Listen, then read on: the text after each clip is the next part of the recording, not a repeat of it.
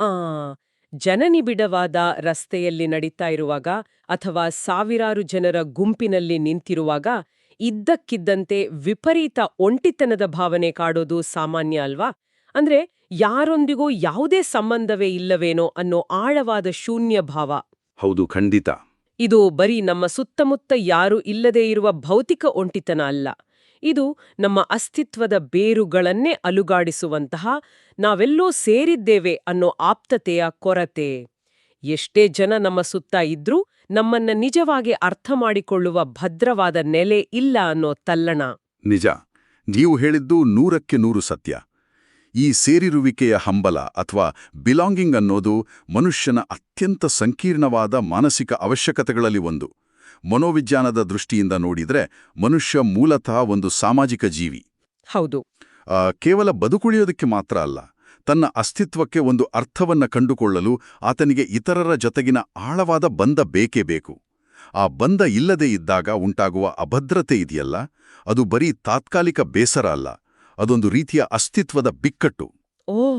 ಅಸ್ತಿತ್ವದ ಬಿಕ್ಕಟ್ಟು ಅಂದ್ರೆ ಐಡೆಂಟಿಟಿ ಕ್ರೈಸಿಸ್ ಅಂತಾನೆ ಹೇಳ್ಬಹುದು. ಎಕ್ಸಾಕ್ಟ್ಲಿ. ನಾವು ಯಾರು, ನಮ್ಮ ಬೆಲೆ ಏನು ಅನ್ನೋದನ್ನ ನಿರ್ಧರಿಸೋದೇ ನಾವು ಯಾವ ಸಮುದಾಯಕ್ಕೆ ಅಥವಾ ಯಾವ ಕುಟುಂಬಕ್ಕೆ ಸೇರಿದ್ದೀವಿ ಅನ್ನೋದು. ಆ ಸೇರಿರುವಿಕೆ ಭಾವನೆ ಕಡಿದು ಹೋದಾಗ ಮನುಷ್ಯ ಅಕ್ಷರಶಃ ದಿಕ್ಕು ತಪ್ಪುತ್ತಾನೆ. ಸರಿ, ಹಾಗಾದ್ರೆ ಇದನ್ನೇ ಇವತ್ತಿನ ಸಂಚಿಕೆಯಲ್ಲಿ ಬಿಡಿಸಿ ನೋಡೋಣ. ಈ ಮಾನವ ಸಹಜವಾದ ತಲ್ಲಣವನ್ನ ಅರ್ಥ ಮಾಡಿಕೊಳ್ಳಲು ನಾವು ಇಂದು ಒಂದು ಪ್ರಾಚೀನ ಪಠ್ಯದ ಆಳವಾದ ಅಧ್ಯಯನ ಮಾಡ್ತಾ ಇದ್ದೀವಿ. ಇದು ಯೋವನನ ಸುವಾರ್ತೆಯ ಒಂದು ಭಾಗ, ಅಂದ್ರೆ 14ನೇ ಅಧ್ಯಾಯ, ವಾಕ್ಯಗಳು 15ರಿಂದ 21. ಹೌದು, ಇದು ಬಹಳ ಕುತೂಹಲಕಾರಿಯಾದ ಭಾಗ. ಖಂಡಿತ. ಜೊತೆಗೆ ಈ ಪಠ್ಯದ ಮೇಲಿನ ತಾತ್ವಿಕ ಹಾಗೂ ಆಧ್ಯಾತ್ಮಿಕ ವಿಶ್ಲೇಷಣೆಗಳನ್ನು ನಾವು ನೋಡ್ತಾ ಇದ್ದೀವಿ. ನಾವು ಇದನ್ನ ಕೇವಲ ಒಂದು ಧಾರ್ಮಿಕ ಬೋಧನೆಯಾಗಿ ನೋಡದೆ, ಮಾನವನ ಮನೋವಿಜ್ಞಾನವನ್ನ, ನಮ್ಮ ಅತಿದೊಡ್ಡ ಭಯಗಳನ್ನ ಈ ಪ್ರಾಚೀನ ಗ್ರಂಥ ಹೇಗೆ ನಿಖರವಾಗಿ ವಿಶ್ಲೇಷಿಸುತ್ತೆ ಅಂತ ನೋಡೋಣ. ಸರಿ, ಶುರು ಮಾಡೋಣ.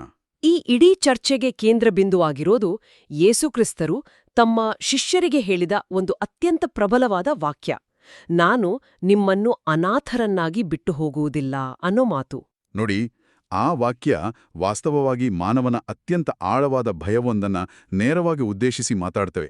ಈ ಮಾತಿನ ಹಿಂದಿನ ಸನ್ನಿವೇಶವನ್ನ ನಾವು ಆಳವಾಗಿ ಅರ್ಥ ಮಾಡ್ಕೋಬೇಕು. ಅಂದ್ರೆ ಆ ಐತಿಹಾಸಿಕ ಹಿನ್ನೆಲೆಯ ಬಗ್ಗೆ ಹೇಳ್ತಾ ಇದ್ದೀರಾ? ಹೌದು. ಯೇಸು ತಮ್ಮ ಶಿಷ್ಯರಿಗೆ ಇನ್ನು ತುಸುಕಾಲವಾದ ನಂತರ ಲೋಕವು ನನ್ನನ್ನು ಕಾಣದು ಅಂತ ಹೇಳ್ತಾ ಇದ್ದಾರೆ. ಅಂದ್ರೆ ಅವರು ಭೌತಿಕವಾಗಿ ತಮ್ಮ ಶಿಷ್ಯರಿಂದ ದೂರ ಆಗ್ತಾ ಇದ್ದಾರೆ, ತಮ್ಮ ಅಗಲಿಕೆಗೆ ಅವರನ್ನು ಸಿದ್ಧಪಡಿಸ್ತಿದ್ದಾರೆ. ಆ ಶಿಷ್ಯರ ಮನಸ್ಥಿತಿ ಹೇಗಿರ್ಬೋದು ಅಂತ ಊಹಿಸ್ತ್ರನೇ ಕಷ್ಟ ಆಗತ್ತೆ. ಹೌದು ತಾನೆ. ಅವರು ತಮ್ಮ ಸ್ವಂತ ಕುಟುಂಬ, ಕಸುಬು, ಸಮಾಜದಲ್ಲಿನ ಸ್ಥಾನಮಾನ ಎಲ್ಲವನ್ನೂ ಬಿಟ್ಟು ಬಂದು ಈ ಒಬ್ಬ ವ್ಯಕ್ತಿಯನ್ನೇ ತಮ್ಮ ಇಡೀ ಪ್ರಪಂಚ ಅಂತ ನಂಬಿದ್ರು. ಯೇಸು ಕೇವಲ ಅವರ ಗುರು ಅಷ್ಟೇ ಆಗಿರಲಿಲ್ಲ, ಅವರ ಅಸ್ಮಿತೆಯ ಅಂದ್ರೆ ಅವರ ಐಡೆಂಟಿಟಿಯ ಏಕೈಕ ಆಧಾರ ಆಗಿದ್ರು. ನಿಜ. ಈಗ ಇದ್ದಕ್ಕಿದ್ದಂತೆ ಆ ನಾಯಕ ಭೌತಿಕವಾಗಿ ಮಾಯವಾಗ್ಲಿದಾರಂದೆ ಆ ಶಿಷ್ಯರ ಸ್ಥಿತಿ ಏನಾಗ್ಬೇಕು ಹೇಳಿ? ಅದು ಕೇವಲ ಒಬ್ಬ ಪ್ರೀತಿಪಾತ್ರ ವ್ಯಕ್ತಿಯನ್ನ ಕಳೆದುಕೊಳ್ಳುವ ದುಃಖ ಮಾತ್ರ ಅಲ್ಲ, ಇದು ಸಂಪೂರ್ಣವಾಗಿ ಅಸ್ತಿತ್ವವೇ ಕುಸಿದು ಬಿದ್ದಂತಹ ಅನುಭವ. ಇದನ್ನ ಅರ್ಥ ಮಾಡ್ಕೊಳ್ಳಲು ನನ್ಗೊಂದು ಉದಾಹರಣೆ ಹೊಳಿತಾ ಇದೆ. ಖಂಡಿತ ಹೇಳಿ. ಇದು ಹೇಗಿದೆ ಅಂದ್ರೆ, ಒಂದು ಬೃಹತ್ ಕಂಪ್ಯೂಟರ್ ವ್ಯವಸ್ಥೆಯಲ್ಲಿನ ನೂರಾರು ಉಪ ಕಂಪ್ಯೂಟರ್ಗಳು ಒಂದೇ ಒಂದು ಮುಖ್ಯ ಸರ್ವರ್ಗೆ ಕನೆಕ್ಟ್ ಆಗಿರುತ್ತೆ ಅಂದ್ಕೊಳ್ಳಿ. ಆ ಸರ್ವರ್ನಿಂದಲೇ ಅವುಗಳಿಗೆ ಮಾಹಿತಿ, ನಿರ್ದೇಶನ ಮತ್ತೆ ಅಸ್ತಿತ್ವ ಸಿಗ್ತಾ ಇರುತ್ತೆ. ಓಹೋ, ಬಹಳ ಒಳ್ಳೆ ಹೋಲಿಕೆ ಇದು. ಇದ್ದಕ್ಕಿದ್ದಂತೆ ಆ ಮುಖ್ಯ ಸರ್ವರ್ ಡೌನ್ ಆದ್ರೆ ಅಥವಾ ಕಡಿತಗೊಂಡ್ರೆ ಉಳಿದ ಎಲ್ಲ ಕಂಪ್ಯೂಟರ್ಗಳು ಕೇವಲ ನಿರುಪಯುಕ್ತ ಯಂತ್ರಗಳಾಗ್ತವೆ. ಅವುಗಳ ನಡುವಿನ ಕನೆಕ್ಷನ್ ಕೂಡ ಅರ್ಥ ಕಳ್ಕೊಳ್ಳುತ್ತೆ. ಅವೇ ರೀತಿ ಶಿಷ್ಯರ ಪಾಲಿಗೆ ಯೇಸುವೆ ಆ ಕೇಂದ್ರ ಬಿಂದು. ಅವರು ಹೋದ್ರೆ ತಾವು ದಿಕ್ಕಿಲ್ಲದ ಅನಾಥರಾಗ್ತೀವಿ ಅನ್ನೋ ಭಯ ಅವರಲ್ಲಿ ಮನೆ ಮಾಡಿತ್ತು ಅಲ್ವಾ? ನೀವು ಹೇಳಿದ ಉದಾಹರಣೆ ಅತ್ಯಂತ ನಿಖರವಾಗಿದೆ. ಇಲ್ಲಿ ಪಠ್ಯ ಬಳಸುವ ಅನಾಥ ಅನ್ನೋ ಪದ ಬಹಳ ಮುಖ್ಯವಾದದ್ದು. ಪ್ರಾಚೀನ ಸಮಾಜದಲ್ಲಿ ಅನಾಥನಾಗೋದು ಅಂದ್ರೆ ಕೇವಲ ತಂದೆ ತಾಯಿಯರನ್ನ ಕಳ್ಕೊಳ್ಳೋದಲ್ಲ. ಮತ್ತೇನು? ಅದು ಸಾಮಾಜಿಕವಾಗಿ ಯಾವುದೇ ರಕ್ಷಣೆ, ಹಕ್ಕು ಅಥವಾ ಗುರುತು ಇಲ್ಲದ ಸ್ಥಿತಿಗೆ ತಳ್ಳಲ್ಪಡುವುದು. ಆಗಿನ ಕಾಲದಲ್ಲಿ ಕುಟುಂಬವೇ ಒಬ್ಬ ವ್ಯಕ್ತಿಗೆ ಸಮಾಜದಲ್ಲಿ ಒಂದು ಹೆಸರನ್ನ, ರಕ್ಷಣೆಯನ್ನ ಮತ್ತು ಭವಿಷ್ಯವನ್ನ ನೀಡ್ತಾ ಇತ್ತು. ಹೌದು, ಈಗ್ಲೂ ಎಷ್ಟೋ ಕಡೆ ಹಾಗೇ ಇದೆ. ನಿಜ. ಆ ಕೌಟುಂಬಿಕ ಬೇರುಗಳೇ ಇಲ್ಲದಿದ್ದಾಗ ಮನುಷ್ಯ ಈ ವಿಶಾಲವಾದ ಮತ್ತು ಕ್ರೂರವಾದ ಜಗತ್ತಿನಲ್ಲಿ ಸಂಪೂರ್ಣವಾಗಿ ಒಂಟಿಯಾಗುತ್ತಾನ. ಯಾವುದೇ ಬೆಂಬಲವಿಲ್ಲದ ಆ ಕಳೆದುಕೊಂಡಿರುವಿಕೆಯ ನೋವಿದೆಯಲ್ಲ, ಅದು ಅತ್ಯಂತ ತೀವ್ರವಾದದ್ದು. ಆದ್ರೆ ಇಲ್ಲಿ ನನಗೊಂದು ಪ್ರಶ್ನೆ ಇದೆ. ಕೇಳಿ. ಶಿಷ್ಯರು ಯೇಸುವಿನ ಭೌತಿಕ ಅಗಲಿಕೆಯಿಂದ ಈ ಅನಾಥ ಪ್ರಜ್ಞೆಯನ್ನ ಅನುಭವಿಸ್ತಾ ಇದ್ದಾರೆ ಅನ್ನೋದು ಸರಿ. ಆದ್ರೆ ಈ ಪಠ್ಯದ ವಿಶ್ಲೇಷಣೆ ಕೇವಲ ಆ ನಿರ್ದಿಷ್ಟ ಐತಿಹಾಸಿಕ ಘಟನೆಗೆ ಮಾತ್ರ ಸೀಮಿತ ಆಗಿದೆಯಾ, ಅಥವಾ ಇದು ಇಡೀ ಮಾನವ ಕುಲವನ್ನ ಕಾಡುವ ಒಂದು ಮೂಲಭೂತ ಸಮಸ್ಯೆನ ಎತ್ತಿ ತೋರಿಸ್ತಾ ಇದೆಯಾ? ಬಹಳ ಸೂಕ್ತವಾದ ಪ್ರಶ್ನೆ. ಯಾಕೆಂದ್ರೆ ತರ್ಕಬದ್ಧ ಮಾಡಿ ಯೋಚಿಸಿದ್ರೆ ನಮ್ಮೆಲ್ಲರಿಗೂ ಕುಟುಂಬ ಇದೆ, ಸ್ನೇಹಿತರಿದ್ದಾರೆ. ಆದ್ರೂ ಎಷ್ಟೋ ಬಾರಿ ಜೀವನದಲ್ಲಿ ಎಲ್ಲವೂ ಸರಿ ಇದ್ರೂ ಆ ವಿವರಿಸಲಾಗದ ಒಂಟಿತನ ನಮ್ಮನ್ನ ಕಾಡುತ್ತಲ್ವಾ? ಹೌದು, ಕಾಡುತ್ತೆ. ಹಾಗಾದ್ರೆ ಭೂಮಿಯ ಮೇಲಿನ ಎಷ್ಟೇ ಬಲವಾದ ಸಂಬಂಧಗಳಿದ್ರೂ ಮನುಷ್ಯನಿಗೆ ಕಾಡುವ ಅಂತಿಮ ಮಟ್ಟದ ಸೇರಿರುವಿಕೆಯ ಹಂಬಲವನ್ನ ಇದು ಸೂಚಿಸ್ತಾ ಇರಬಹುದಾ? ಖಂಡಿತವಾಗಿಯೂ. ನಮ್ಮ ಮೂಲಗಳು ವಿಶ್ಲೇಷಿಸುವ ಹಾಗೆ ಈ ಪಠ್ಯ ಕೇವಲ ಮೊದಲ ಶತಮಾನದ ಕೆಲವು ವ್ಯಕ್ತಿಗಳ ಕಥೆ ಅಲ್ಲ. ಇದು ಮಾನವನ ಅಸ್ತಿತ್ವದ ಸ್ವರೂಪದ ಬಗ್ಗೆ ಒಂದು ಮಹತ್ವರವಾದ ಸತ್ಯವನ್ನ ಹೇಳುತ್ತೆ. ಅಂದ್ರೆ ಅದು ಎಲ್ಲಾ ಕಾಲಕ್ಕೂ ಅನ್ವಯ ಆಗುತ್ತೆ ಅಂತ? ಹೌದು. ಭೂಮಿಯ ಮೇಲಿನ ನಮ್ಮ ಕುಟುಂಬದ ಬಂಧಗಳು ಎಷ್ಟೇ ಬಲವಾಗಿದ್ರೂ ಅವುಗಳಿಗೆ ಮಿತಿಗಳಿವೆ. ಮನುಷ್ಯರು ಅಪೂರ್ಣರು ಮತ್ತು ನಮ್ಮ ಭೌತಿಕ ಸಂಬಂಧಗಳು ಬದಲಾವಣೆಗಳಿಗೆ, ಮರಣಕ್ಕೆ ಹಾಗೂ ನಿರಾಸೆಗಳಿಗೆ ಒಳಪಟ್ಟಿವೆ. ನಿಜ, ಶಾಶ್ವತವಾಗಿ ಯಾರೂ ಇರೋ ಇಲ್ಲ. ಹೌದು. ನಮ್ಮೊಳಗಿರುವ ಸೇರಿರುವಿಕೆಯ ಹಂಬಲ ಎಷ್ಟೊಂದು ಆಳವಾದದ್ದು ಅಂದ್ರೆ ಅದನ್ನ ಯಾವ ಭೌತಿಕ ವಸ್ತುವಾಗಲಿ ಅಥವಾ ಯಾವೊಬ್ಬ ಅಪೂರ್ಣ ಮನುಷ್ಯನಾಗಲಿ ಸಂಪೂರ್ಣವಾಗಿ ಶಾಶ್ವತವಾಗಿ ತಣಿಸಲು ಸಾಧ್ಯವಿಲ್ಲ. ಆ ಭೌತಿಕ ಬಂಧಗಳು ಒಡೆದಾಗ ನಾವು ಮತ್ತೆ ಅದೇ ಅನಾಥ ಪ್ರಜ್ಞೆಗೆ ಜಾರ್ತೇವೆ. ಓ, ಈಗ ಅರ್ಥ ಆಗ್ತಾ ಇದೆ. ಈ ಪಥ್ಯ ಹೇಳುವ ಹಾಗೆ ಈ ಭೌತಿಕ ಕುಟುಂಬಗಳು ಅಂತಿಮವಾಗಿ ಒಂದು ದೊಡ್ಡ ಸತ್ಯದತ್ತ, ಅಂದ್ರೆ ಅಂತಿಮವಾದ ದೈವಿಕ ಕುಟುಂಬವೊಂದಕ್ಕೆ ಸೇರುವತ್ತ ನಮ್ಮನ್ನು ನಿರ್ದೇಶಿಸುತ್ತವೆ. ಮನುಷ್ಯ ತನ್ನ ಅಂತಿಮ ಮೂಲವನ್ನ ಕಂಡುಕೊಳ್ಳುವವರೆಗೂ ಈ ಒಂಟಿತನ ಅವನನ್ನ ಕಾಡ್ತಾನೇ ಇರುತ್ತೆ. ಹಾಗಾದ್ರೆ ಆ ಭೌತಿಕ ಅಗಲಿಕೆಯ ಭಯಕ್ಕೆ, ಆ ಒಂಟಿತನದ ಪ್ರಜ್ಞೆಗೆ ಈ ಗ್ರಂಥ ನೀಡುವ ಪರಿಹಾರ ಏನು? ಯೇಸು ನಾನು ನಿಮ್ಮನ್ನು ಅನಾಥರನ್ನಾಗಿ ಬಿಡುವುದಿಲ್ಲ ಅಂತ ಹೇಳಿದ್ರಲ್ಲ, ಭೌತಿಕವಾಗಿ ದೂರ ಹೋದ್ಮೇಲೂ ಅವರನ್ನ ಅನಾಥರಾಗದಂತೆ ನೋಡಿಕೊಳ್ಳೋದು ಹೇಗೆ ಸಾಧ್ಯ? ಅಲ್ಲಿಯೇ ಈ ಪಠ್ಯ ಭೌತಿಕತೆಯ ಆಚೆಗಿನ ಅಸ್ತಿತ್ವದ ಬಗ್ಗೆ ಅತ್ಯಂತ ಸೂಕ್ಷ್ಮವಾದ ಪರಿಕಲ್ಪನೆಯೊಂದನ್ನು ಪರಿಚಯಿಸುತ್ತೆ. ಅಂದ್ರೆ ಶಿಷ್ಯರ ಭಯಕ್ಕೆ ಪರಿಹಾರವಾಗಿ ಯೇಸು ಕೇವಲ ಸಾಂತ್ವನದ ಮಾತುಗಳನ್ನಾಡೋದಿಲ್ಲ, ಬದಲಾಗಿ ಒಂದು ಪರ್ಯಾಯ ಅಸ್ತಿತ್ವದ ಭರವಸೆಯನ್ನು ನೀಡ್ತಾರೆ. ಅವರು ಬೇರೊಬ್ಬ ಪೋಷಕ ಅಥವಾ ಸತ್ಯಸ್ವರೂಪಿಯಾದ ಪವಿತ್ರಾತ್ಮನನ್ನ ಕಳಿಸುವ ಭರವಸೆ ನೀಡ್ತಾರೆ. ಈ ಪೋಷಕ ಅನ್ನೋ ಪದದ ಅರ್ಥ ಏನು ಇಲ್ಲಿ? ನೋಡಿ, ಪ್ರಾಚೀನ ನ್ಯಾಯಾಲಯದ ವ್ಯವಸ್ಥೆಯಲ್ಲಿ ಈ ಪೋಷಕ ಅನ್ನೋ ಪದವನ್ನ ಒಬ್ಬ ವ್ಯಕ್ತಿಯ ಪರವಾಗಿ ನಿಂತು ಆತನ ಪರವಾಗಿ ವಾದಿಸಿ ಆತನನ್ನ ರಕ್ಷಿಸುವ ಬಲವಾದ ಬೆಂಬಲಿಗನಿಗೆ ಬಳಸ್ತಾ ಇದ್ರು. ಯೇಸು ಇಲ್ಲಿ ಹೇಳ್ತಾ ಇರೋದು, ಅವರು ಭೌತಿಕವಾಗಿ ದೂರ ಹೋದರೂ ಶಿಷ್ಯರನ್ನ ಮಾರ್ಗದರ್ಶನ ಮಾಡಲು, ರಕ್ಷಿಸಲು ಮತ್ತು ಅವರ ಒಳಗೆ ನೆಲೆಸಲು ಒಂದು ದೈವಿಕ ಚೈತನ್ಯ ಬರುತ್ತೆ ಅಂತ. ಇಲ್ಲಿ ನಾನು ನಿಮ್ಮನ್ನ ಸ್ವಲ್ಪ ತಡಿತೀನಿ. ನನ್ಗೆ ಈ ಪರಿಕಲ್ಪನೆಯ ಬಗ್ಗೆ ಸ್ವಲ್ಪ ಗೊಂದಲ ಇದೆ. ಹೇಳಿ, ಏನದು ಗೊಂದಲ? ಒಂದು ದೈವಿಕ ಚೈತನ್ಯ ಬರುತ್ತೆ ಅಂದ್ರೆ ಏನು? ಒಬ್ಬ ಮನುಷ್ಯನಿಗೆ ಭೌತಿಕವಾಗಿ ನೋವಾಗ್ತಾ ಇರುವಾಗ, ಯಾರೋ ತನ್ನ ಪಕ್ಕದಲ್ಲಿ ಕುಳಿತು ಕೈ ಹಿಡಿದು ಮಾತಾಡ್ಬೇಕು ಅನಿಸ್ದಾಗ, ಕಣ್ಣಿಗೆ ಕಾಣದ ಯಾವುದೋ ಒಂದು ಆಂತರಿಕ ಶಕ್ತಿ ತನ್ನ ಜೊತೆಗಿದೆ ಅಂತ ನಂಬಿದ್ರೆ ಆ ಒಂಟಿತನ ಹೇಗೆ ತಾನೇ ದೂರ ಆಗುತ್ತೆ? ಇದು ಅತ್ಯಂತ ತಾರ್ಕಿಕವಾದ ಪ್ರಶ್ನೆ. ವಾಸ್ತವ ಪ್ರಪಂಚದಲ್ಲಿ ಒಬ್ಬ ಕಣ್ಣಿಗೆ ಕಾಣದ ಪೋಷಕ ಈ ಭೌತಿಕ ಶೂನ್ಯವನ್ನ ಹೇಗೆ ತುಂಬಬಲ್ಲನು? ವಾಸ್ತವದಲ್ಲಿ ಕಣ್ಣಿಗೆ ಕಾಣೋದನ್ನೇ ಸಂಪೂರ್ಣ ಸತ್ಯ ಅಂತ ನಂಬುವ ಮನುಷ್ಯನಿಗೆ, ಅಥವಾ ಈ ಭೌತಿಕ ಜಗತ್ತಿನ ನಿಯಮಗಳಿಗೆ ಮಾತ್ರ ಒಕ್ಕೊಂಡಿರುವ ಮೆದುಳಿಗೆ ಇದು ಸುಲಭವಾಗಿ ಅರ್ಥ ಆಗೋದಿಲ್ಲ. ಪಠ್ಯದಲ್ಲಿ ಹೇಳಿರುವ ಹಾಗೆ ಲೋಕವು ಈ ಪೋಷಕನನ್ನು ಕಾಣುವುದಿಲ್ಲ ಮತ್ತು ಅರಿಯೋದಿಲ್ಲ, ಆದರೆ ಶಿಷ್ಯರು ಅವರನ್ನು ಅರಿಯುತ್ತಾರೆ. ಓ, ಹಾಗಾದ್ರೆ ಇದೊಂದು ಆಂತರಿಕ ಅನುಭವ ಅಂತೀರಾ? ಹೌದು. ಇಲ್ಲಿ ನಾವು ಭೌತಿಕ ಉಪಸ್ಥಿತಿಯಿಂದ ಆಂತರಿಕ ಆಧ್ಯಾತ್ಮಿಕ ಉಪಸ್ಥಿತಿಯ ಕಡೆಗಿನ ಒಂದು ದೊಡ್ಡ ಬದಲಾವಣೆಯನ್ನ ಅರ್ಥ ಮಾಡಿಕೊಳ್ಳಬೇಕು. ಭೌತಿಕ ಉಪಸ್ಥಿತಿಯ ದೊಡ್ಡ ಮಿತಿ ಅಂದ್ರೆ ಒಬ್ಬ ವ್ಯಕ್ತಿ ನಿಮ್ಮ ಪಕ್ಕದಲ್ಲೇ ಕುಳಿತಿದ್ದರೂ ಭಾವನಾತ್ಮಕವಾಗಿ ಸಾವಿರಾರು ಮೈಲಿ ದೂರ ಇರಬಹುದು. ಹೌದಲ್ವಾ? ನಾವು ಎಷ್ಟೋ ಬಾರಿ ಗುಂಪಿನಲ್ಲಿದ್ರೂ ಒಂಟಿತನ ಅನುಭವಿಸ್ತೀವಿ. ನಿಖರವಾಗಿ. ಆದರೆ ಯೇಸು ಇಲ್ಲಿ ಪ್ರಸ್ತಾಪಿಸ್ತಾ ಇರೋದು ಆಂತರಿಕವಾದ ಅಸ್ತಿತ್ವವನ್ನ. ನಾನು ಜೀವಿಸುವನಾಗಿರೋದ್ರಿಂದ ನೀವೂ ಜೀವಿಸುವಿರಿ ಅಂತ ಅವ್ರು ಹೇಳ್ತಾರೆ. ಅಂದ್ರೆ ಇದು ಕೇವಲ ಒಬ್ರು ಇನ್ನೊಬ್ಬರ ಪಕ್ಕದಲ್ಲಿರೋದ್ರ ಬಗ್ಗೆ ಅಲ್ಲವೇ? ಹೌದು. ಯೇಸು ಹೇಳುವ ಆ ಇನ್ನೊಂದು ವಾಕ್ಯವನ್ನು ಗಮನಿಸಿ, ನಾನು ನನ್ನ ಪಿತನಲ್ಲಿರುವೆನು, ನೀವು ನನ್ನಲ್ಲಿರುವಿರಿ ಮತ್ತು ನಾನು ನಿಮ್ಮಲ್ಲಿರುವೆನು. ಇದು ಅತ್ಯಂತ ಕ್ರಾಂತಿಕಾರಿಯಾದ ವಿಚಾರ. ನಾನು ನಿಮ್ಮಲ್ಲಿರುವೆನು ಅನ್ನೋದು ಬಹಳ ಆಳವಾದ ಮಾತು. ಖಂಡಿತ. ಇದನ್ನೇ ತಾತ್ವಿಕವಾಗಿ ಪರಸ್ಪರ ಅಂತರ್ಗತವಾಗಿರುವಿಕೆ ಅಂತ ಕರೆಯಲಾಗುತ್ತೆ. ಅಂದ್ರೆ ಕೇವಲ ಹೊರಗಿನಿಂದ ಮಾರ್ಗದರ್ಶನ ಮಾಡೋದಲ್ಲ, ಬದಲಾಗಿ ಒಬ್ಬರ ಪ್ರಜ್ಞೆ, ಒಬ್ಬರ ಪ್ರೀತಿ ಮತ್ತೊಬ್ಬರೊಳಗೆ ಸಂಪೂರ್ಣವಾಗಿ ಬೆರೆತು ಹೋಗೋದು. ಇದನ್ನ ಅರ್ಥ ಮಾಡ್ಕೊಳ್ಳಕ್ಕೆ ಏನಾದ್ರೂ ಸರಳ ಉದಾಹರಣೆ ಇದೆಯಾ? ಇದನ್ನೊಂದು ಮಾನಸಿಕ ಉದಾಹರಣೆಯ ಮೂಲಕ ನೋಡೋಣ. ನೀವೊಬ್ಬ ಶ್ರೇಷ್ಠ ಗುರುವಿನ ಬಳಿ ವರ್ಷಗಟ್ಲೆ ವಿದ್ಯೆ ಕಲ್ತೀರಾ ಅಂದಿಟ್ಕೊಳ್ಳಿ. ಆರಂಭದಲ್ಲಿ ಆ ಗುರುವು ನಿಮ್ಗೆ ಹೊರಗಿನಿಂದ ಪಾಠ ಹೇಳ್ಕೊಡ್ತಾ ಇರ್ತಾರೆ. ಆದರೆ ಕಾಲಕ್ರಮೇಣ ಆ ಗುರುವಿನ ಆಲೋಚನಾ ಲಹರಿ, ಅವರ ತತ್ವಗಳು, ಅವರ ನಿರ್ಧಾರ ತೆಗೆದುಕೊಳ್ಳುವ ರೀತಿ ನಿಮ್ಮ ಮನಸ್ಸಿನೊಳಗೆ ಒಂದು ಆಂತರಿಕ ಧ್ವನಿಯಾಗಿ ಬದಲಾಗುತ್ತೆ. ಹೌದು. ನಾವು ಯಾವುದೇ ಕಷ್ಟದ ಪರಿಸ್ಥಿತಿಯಲ್ಲಿದ್ದಾಗ ನಮ್ಮ ಗುರುಗಳಿದ್ರೆ ಏನ್ ಹೇಳ್ತಾ ಇದ್ರು ಅಂತ ನಮ್ಗೆ ನಾವೇ ಕೇಳ್ಕೊಳ್ತೀವಿ ಅಲ್ವಾ? ಎಕ್ಸಾಕ್ಟ್ಲಿ.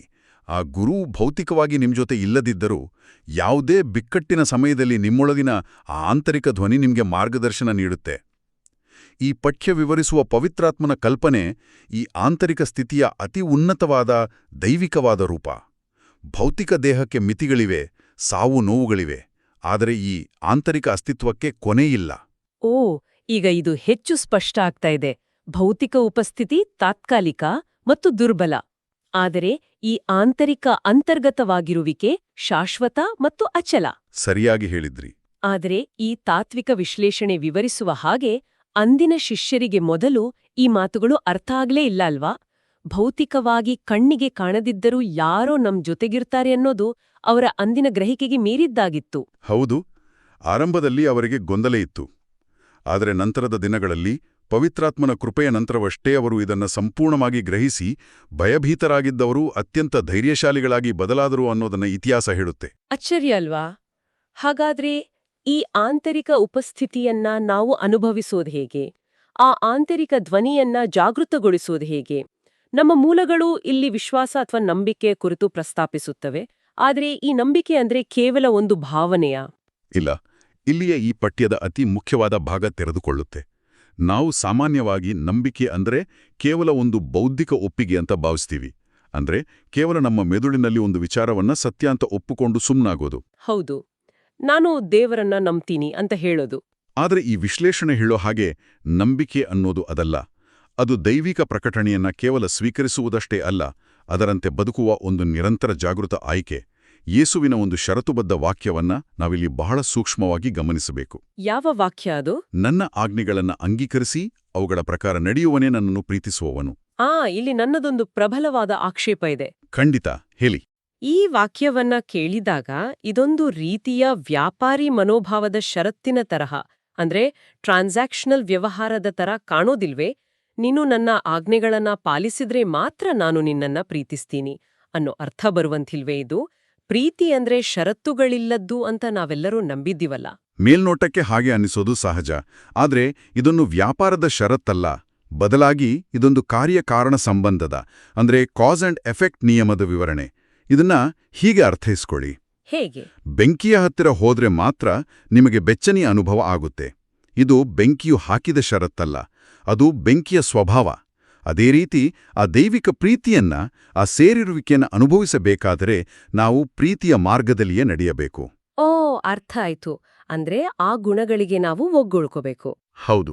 ನನ್ನ ಆಜ್ಞೆಗಳನ್ನು ಪಾಲಿಸುವುದು ಅಂದ್ರೆ ಬೇರೇನೂ ಅಲ್ಲ, ಅದು ಪ್ರೀತಿಯಿಂದ, ಕರುಣೆಯಿಂದ ಮತ್ತು ಕ್ಷಮೆಯಿಂದ ಬದುಕುವುದು. ನಾವು ಕೇವಲ ತಾರ್ಕಿಕವಾಗಿ ನಾನು ಪ್ರೀತಿಯನ್ನ ನಂಬ್ತೀನಿ ಅಂತ ಹೇಳಿ ದೈನಂದಿನ ಬದುಕಿನಲ್ಲಿ ದ್ವೇಷ ಮತ್ತು ಸ್ವಾರ್ಥದಿಂದ ವರ್ತಿಸ್ತಾ ಇದ್ರೆ ನಾವು ಆ ದೈವಿಕ ಕುಟುಂಬದ ಭಾಗ ಆಗಲು ಸಾಧ್ಯವೇ ಇಲ್ಲ. ಆ ಆಂತರಿಕ ಪೋಷಕನನ್ನು ನಾವು ಅನುಭವಿಸಬೇಕಾದರೆ ನಮ್ಮ ಕರ್ಮಗಳು ಆ ಪೋಷಕನ ಗುಣಗಳಿಗೆ ಹೊಂದಿಕೆಯಾಗುವಂತಿರಬೇಕು. ಅದ್ಭುತವಾದ ವಿವರಣೆ ಇದು. ಅಂದ್ರೆ ನಂಬಿಕೆ ಅನ್ನೋದು ಕೇವಲ ನಾಮಪದ ಅಲ್ಲ, ಅದು ಕ್ರಿಯಾಪದ. ನಾವು ಸುಮ್ಮನೆ ಕೂತು ನನಗೆ ನಂಬಿಕೆ ಇದೆ ಅಂದ್ರೆ ಸಾಲದು. ಅದು ನಮ್ಮ ದೈನಂದಿನ ಬದುಕಿನಲ್ಲಿ, ನಮ್ಮ ಪ್ರತಿ ಹೆಜ್ಜೆಯಲ್ಲಿ, ನಮ್ಮ ಕಾರ್ಯಗಳಲ್ಲಿ ಕಾಣಿಸ್ಬೇಕು. ಎಕ್ಸಾಕ್ಟ್ಲಿ. ಆಧುನಿಕ ನರವಿಜ್ಞಾನ ಕೂಡ ಇದನ್ನೇ ಹೇಳುತ್ತೆ ನೋಡಿ. ನಾವು ಕೇವಲ ಆಲೋಚನೆಗಳಿಂದ ನಮ್ಮನ್ನ ನಾವು ಬದಲಾಯಿಸ್ಕೊಳ್ಳಕ್ಕೆ ಆಗಲ್ಲ. ಬದಲಾಗಿ ನಾವು ಮಾಡುವ ನಿರಂತರ ಕಾರ್ಯಗಳು ನಮ್ಮ ಮೆದುಳಿನ ರಚನೆಯನ್ನ, ನಮ್ಮ ನಂಬಿಕೆಗಳನ್ನ ಶಾಶ್ವತವಾಗಿ ಬದಲಾಯಿಸುತ್ತವೆ. ನಾವು ದಯೆಯಿಂದ ವರ್ತಿಸಿದಾಗ ನಮ್ಮೊಳಗೆ ಆ ದಯೆಯ ಭಾವನೆ ಆಳವಾಗಿ ಬೇರೂರುತ್ತೆ. ಹೌದು, ವಿಜ್ಞಾನ ಕೂಡ ಇದನ್ನ ಬೆಂಬಲಿಸುತ್ತೆ. ಹಾಗಾದ್ರೆ ಈ ವಿಶ್ವಾಸ ಮತ್ತು ಕರ್ಮದ ಸಮಾಗಮ ಆ ಅನಾಥ ಪ್ರಜ್ಞೆಯನ್ನ ಹೇಗೆ ದೂರ ಮಾಡುತ್ತೆ? ನೋಡಿ, ಈ ಪ್ರೀತಿಯ ಕಾರ್ಯಗಳೇ ನಮ್ಮನ್ನ ಒಮ್ಮಂಟಿತನದಿಂದ ಹೊರತಂದು ಒಂದು ಸಮುದಾಯದ ಭಾಗವಾಗಿಸುತ್ತವೆ. ಈ ನಂಬಿಕೆಯು ಕೇವಲ ವೈಯಕ್ತಿಕ ರಕ್ಷಣೆಯಾಗಿ ಅಥವಾ ಕೇವಲ ಒಬ್ಬ ವ್ಯಕ್ತಿ ಮತ್ತು ದೇವರ ನಡುವಿನ ಖಾಸಗಿ ವಿಷಯವಾಗಿ ಎಂದಿಗೂ ಉಳಿಯೋದಿಲ್ಲ. ನಾವು ಪ್ರೀತಿಯಿಂದ ಇತರರ ಸೇವೆ ಮಾಡಲು ಆರಂಭಿಸಿದಾಗ, ಇತರರನ್ನ ಕ್ಷಮಿಸಲು ಆರಂಭಿಸಿದಾಗ, ನಾವು ನಮ್ಮ ಸುತ್ತಮುತ್ತಲಿನ ಜನರೊಂದಿಗೆ ಅತ್ಯಂತ ಆಳವಾದ ಅರ್ಥಪೂರ್ಣವಾದ ಬಂಧಗಳನ್ನು ಕಟ್ಟುತ್ತೇವೆ. ನಮ್ಮ ಮೂಲಗಳ ಪ್ರಕಾರ ಇದು ಕೇವಲ ಮಾನವೀಯ ಬಂಧಗಳಲ್ಲ, ಇದು ದೈವಿಕ ಕುಟುಂಬದ ಅಂದ್ರೆ ಆಧ್ಯಾತ್ಮಿಕ ಸಮುದಾಯದ ನಿರ್ಮಾಣ. ಅಂದ್ರೆ ನಾವೇ ಆ ದೈವಿಕ ಕುಟುಂಬವನ್ನ ನಿರ್ಮಿಸ್ತಾ ಇದೀವಿ ಅಂತನಾ? ಹೌದು. ವಿಶ್ವಾಸ ನಮ್ಮನ್ನ ಒಂಟಿತನದಿಂದ ಹೊರತಂದು ಅದೇ ವಿಶ್ವಾಸವನ್ನ ಹೊಂದಿರುವ ಇತರ ಸಹೋದರ ಸಹೋದರಿಯರೊಡನೆ ಬೆಸೆಯುತ್ತೆ. ಪ್ರಾರ್ಥನೆ, ಪವಿತ್ರ ಸಂಸ್ಕಾರಗಳು ಮತ್ತು ಮುಖ್ಯವಾಗಿ ದೈನಂದಿನ ಪ್ರೀತಿಯ ಕಾರ್ಯಗಳ ಮೂಲಕ ನಾವೆಲ್ಲರೂ ಆ ದೈವಿಕ ಕುಟುಂಬದಲ್ಲಿ ಪಾಲ್ಗೊಳ್ತೇವೆ. ಇದರ ಅರ್ಥ ಸೇರಿರುವಿಕೆ ಅಥವಾ ನಾವೆಲ್ಲೋ ಒಂದು ಕಡೆಗೆ ಸೇರಿದವರಾಗಿದ್ದೇವಿ ಅನ್ನೋ ಭಾವನೆ ನಮಗೆ ನಾವೇ ಕಷ್ಟಪಟ್ಟು ಸಾಧಿಸಿಕೊಳ್ಳಬೇಕಾದ ಅಥವಾ ಬೇರೆಯವರನ್ನ ಮೆಚ್ಚಿಸಿ ಸಂಪಾದಿಸಿಕೊಳ್ಳಬೇಕಾದ ವಸ್ತು ಅಲ್ಲ. ಅದು ಈಗಾಗಲೇ ನಮಗೆ ನೀಡಲಾದ ಒಂದು ಅದ್ಭುತವಾದ ಉಡುಗೊರೆ. ದೇವರು ನಮ್ಮನ್ನ ಎಂದಿಗೂ ಅನಾಥರನ್ನಾಗಿ ಬಿಟ್ಟಿಲ್ಲ. ಬಹಳ ಚೆನ್ನಾಗಿ ಹೇಳಿದ್ರಿ. ಆದಾಗ್ಯೂ ಆ ಉಡುಗೊರೆ ನಮ್ಮ ಮುಂದಿದ್ರೂ ನಾವು ಅದನ್ನ ನಮ್ಮ ಸಕ್ರಿಯವಾದ ಪ್ರೀತಿಯ ಕಾರ್ಯಗಳ ಮೂಲಕ ನಮ್ಮದಾಗಿಸಿಕೊಳ್ಳಬೇಕು. ಕೇವಲ ಬೌದ್ಧಿಕ ಸ್ಥಿತಿಯಿಂದ ವಾಸ್ತವಿಕವಾಗಿ ಪ್ರೀತಿಸುವ ಮತ್ತು ಸೇವೆ ಮಾಡುವ ಕ್ರಿಯಾಶೀಲ ಮಟ್ಟಕ್ಕೆ ಏರಿದಾಗ ಮಾತ್ರ ಆ ಉಡುಗೊರೆಯ ನಿಜವಾದ ಬೆಲೆ ನಮ್ಗೆ ಅರ್ಥ ಆಗುತ್ತೆ ಅಲ್ವಾ? ಹೌದು, ಖಂಡಿತ. ಈ ಪ್ರೀತಿಯ ಕಾರ್ಯಗಳೇ ಆ ಸೇರಿರುವಿಕೆಯನ್ನ ವಾಸ್ತವದಲ್ಲಿ ಅನುಭವಿಸಲಿರುವ ಏಕೈಕ ದಾರಿ. ಇದು ನಮ್ಮನ್ನ ನಾವು ಒಂಟಿ, ದಿಕ್ಕಿಲ್ಲದವರು ಅಂತ ಭಾವಿಸುವ ಕೀಳರಿಮೆಯಿಂದ ಹೊರತಂದು ನಾವು ಈ ಬ್ರಹ್ಮಾಂಡದ ಸೃಷ್ಟಿಕರ್ತನಿಗ ಮತ್ತು ಆತನ ವಿಶಾಲವಾದ ಕುಟುಂಬಕ್ಕೆ ಸೇರಿದವರು ಅನ್ನೋ ಅತ್ಯುನ್ನತವಾದ ಸ್ಥಾನಕ್ಕೆ ಕೊಂಡೊಯ್ಯುತ್ತೆ. ಇದು ನಿಜಕ್ಕೂ ನಮ್ಮ ಆಲೋಚನಾ ಕ್ರಮವನ್ನೇ ಬದಲಾಯಿಸುವಂತಹ ಆಳವಾದ ಪಯಣ ಅನ್ಸುತ್ತೆ. ನಾವು ಆರಂಭದಲ್ಲಿ ಮಾತಾಡಿದ ಆ ಜನನಿಬಿಡ ಕೋಣೆಯಲ್ಲಿನ ವಿಪರೀತ ಒಂಟಿತನ ಮತ್ತು ಕತ್ತಲೆಯಲ್ಲಿ ದಿಕ್ಕು ತಪ್ಪಿದಂತಹ ಅನಾಥ ಪ್ರಜ್ಞೆಯಿಂದ ಶುರು ಮಾಡಿದ್ವಿ. ಅಲ್ಲಿಂದ ಪವಿತ್ರಾತ್ಮನ ಅಥವಾ ಪೋಷಕನ ಭರವಸೆಯ ಮೂಲಕ ಭೌತಿಕತೆಯ ಮಿತಿಯನ್ನ ಮೀರಿ ಆಂತರಿಕ ಶಕ್ತಿಯನ್ನ ಕಂಡುಕೊಳ್ಳುವ ಕಡೆಗೆ ಸಾಗಿದ್ವಿ. ಹೌದು. ಮತ್ತು ಅಂತಿಮವಾಗಿ ಕೇವಲ ಬೌದ್ಧಿಕ ಒಪ್ಪಿಗೆಯನ್ನ ಮೀರಿ ದೈನಂದಿನ ಪ್ರೀತಿಯ ಕಾರ್ಯಗಳ ಮೂಲಕ ನಾವು ಹೇಗೆ ಒಗ್ಗೂಡಿ ನಮಗಾಗಿ ಕಾಯುತ್ತಿರುವ ಹೊಸ ದೈವಿಕ ಕುಟುಂಬವೊಂದರ ಸೃಷ್ಟಿಯಲ್ಲಿ ಪಾಲ್ಗೊಳ್ಳಬಹುದು ಅನ್ನೋದನ್ನ ಕಂಡುಕೊಂಡಿದೀವಿ. ಖಂಡಿತ. ಮತ್ತು ಈ ಪ್ರಾಚೀನ ಪಠ್ಯದ ವಿಶ್ಲೇಷಣೆ ಇಂದಿನ ಜಗತ್ತಿಗೆ ಎಷ್ಟು ನಿಖರವಾಗಿ ಅನ್ವಯಿಸತ್ತೆ ಅನ್ನೋದನ್ನ ಒಮ್ಮೆ ಯೋಚಿಸಿ ನೋಡಿ. ಇಂದು ನಾವು ಹಿಂದೆಂದಿಗಿಂತಲೂ ಹೆಚ್ಚು ತಾಂತ್ರಿಕವಾಗಿ ಸಂಪರ್ಕದಲ್ಲಿದ್ದೀವಿ. ನಮ್ಮ ಸಾಮಾಜಿಕ ಜಾಲತಾಣಗಳಲ್ಲಿ ಸಾವಿರಾರು ಜನರೊಡನೆ ನಾವು ಪ್ರತಿದಿನ ಸಂಪರ್ಕ ಸಾಧಿಸ್ತೀವಿ. ಹೌದು, ಫೇಸ್ಬುಕ್, ಇನ್ಸ್ಟಾಗ್ರಾಮ್ ಅಂತ ಸದಾ ಆನ್ಲೈನ್ ಇರ್ತೀವಿ. ಕೇವಲ ಒಂದು ಬೆರಳಿನ ತುದಿಯಲ್ಲಿ ಪ್ರಪಂಚದ ಯಾವುದೇ ಮೂಲೆಯಲ್ಲಿರುವ ವ್ಯಕ್ತಿಯೊಡನೆ ಮಾತಾಡಬಹುದು. ಆದರೂ ವಿಪರ್ಯಾಸ ಅಂದ್ರೆ ಮಾನವಕುಲ ಇತಿಹಾಸದಲ್ಲಿ ಹಿಂದೆಂದಿನಗಿಂತಲೂ ಹೆಚ್ಚು ಆಳವಾದ ಒಂಟಿತನವನ್ನ, ಮಾನಸಿಕ ಖಿನ್ನತೆಯನ್ನ ಮತ್ತು ಅನಾಥ ಪ್ರಜ್ಞೆಯನ್ನ ಇಂದು ಅನುಭವಿಸ್ತಾ ಇದೆ. ಎಂಥ ದುರಂತ ಅಲ್ವಾ? ನಾವು ಡಿಜಿಟಲ್ ಜಗತ್ತಿನಲ್ಲಿ ಸಂಪೂರ್ಣವಾಗಿ ಎಲ್ಲರೊಂದಿಗೂ ಬೆರೆತಿದ್ರೂ ವಾಸ್ತವದಲ್ಲಿ ಭಾವನಾತ್ಮಕವಾಗಿ ಮತ್ತು ಆಧ್ಯಾತ್ಮಿಕವಾಗಿ ಸಂಪೂರ್ಣವಾಗಿ ಕಡಿತಗೊಂಡಿದ್ದೀವಿ. ನಮ್ಗೆ ಕೇವಲ ಲೈಕ್ ಸಿಗ್ತಾ ಇದೆಯೇ ಹೊರತು ನಿಜವಾದ ಪ್ರೀತಿಯಲ್ಲ. ನಿಖರವಾಗಿ ಹೇಳಿದ್ದಿರಿ. ಇಂಥ ಸಮಯದಲ್ಲಿ ಯಾವುದೇ ಭೌತಿಕ ಅಥವಾ ತಾಂತ್ರಿಕ ಮಿತಿಗಳಿಲ್ಲದ ಕೇವಲ ಸ್ವಾರ್ಥರಹಿತ ಪ್ರೀತಿ ಮತ್ತು ಸಕ್ರಿಯವಾದ ವಿಶ್ವಾಸದ ಆಧಾರದ ಮೇಲೆ ನಿಂತಿರುವ ಇಂಥ ಸೇರುವಿಕೆಯ ಪರಿಕಲ್ಪನೆ ನಮಗೆ ಅತ್ಯಂತ ಅವಶ್ಯಕವಾಗಿದೆ. ನಿಜ. ಇದು ನಮ್ಮನ್ನ ಕೇವಲ ಆ ಡಿಜಿಟಲ್ ಪರದೆಗಳ ಆಚೆಗೆ ನೋಡಿ ನಮ್ಮ ಪಕ್ಕದಲ್ಲಿರುವ ಮನುಷ್ಯರೊಂದಿಗೆ ನಿಜವಾದ ಜೀವಂತ ಬಂಧಗಳನ್ನು ಕಟ್ಟಲು ಪ್ರೇರೇಪಿಸುತ್ತೆ.